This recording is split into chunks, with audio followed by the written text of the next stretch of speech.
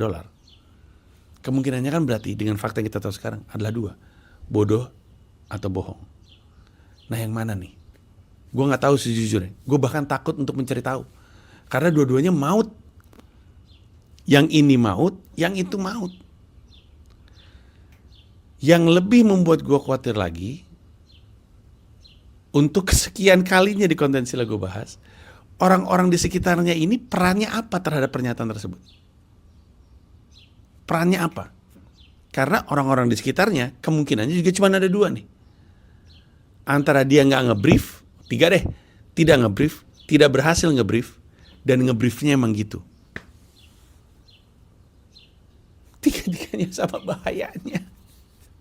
Pusing gue. Tiga-tiganya sama bahayanya. Kalau dia nggak ngebrief, bahaya banget. Privilege mereka berada sebagai orang-orang terdekatnya Pak Prabowo adalah untuk bisa menginformasikan Pak Prabowo kebenaran yang sesungguhnya. Presiden Republik Indonesia yang tidak diinformasikan kebenaran seutuhnya dan selengkapnya tidak bisa menjadi presiden yang optimal memimpin rakyatnya. Presidennya harus tahu semua seluk-beluk apa yang terjadi di bawahnya. Karena kalau enggak kebijakannya tidak tepat. Dan kita sebagai rakyat Indonesia tidak bisa mendapatkan hasil yang optimal dari presiden kita kalau nggak di-brief.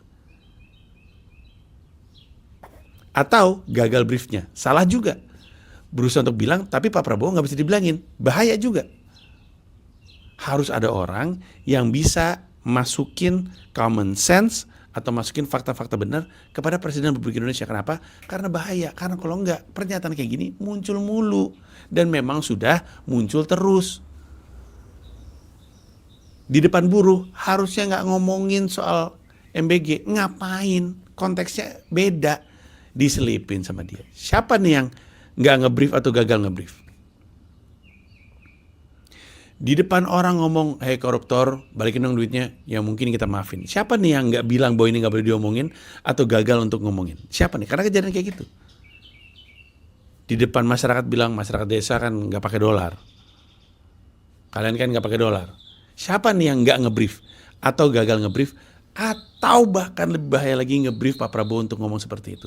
Siapa? Indonesia udah mendengar dari lama sekali bahwa di sekitar Pak Prabowo ada sejumlah orang, nggak nyampe 5.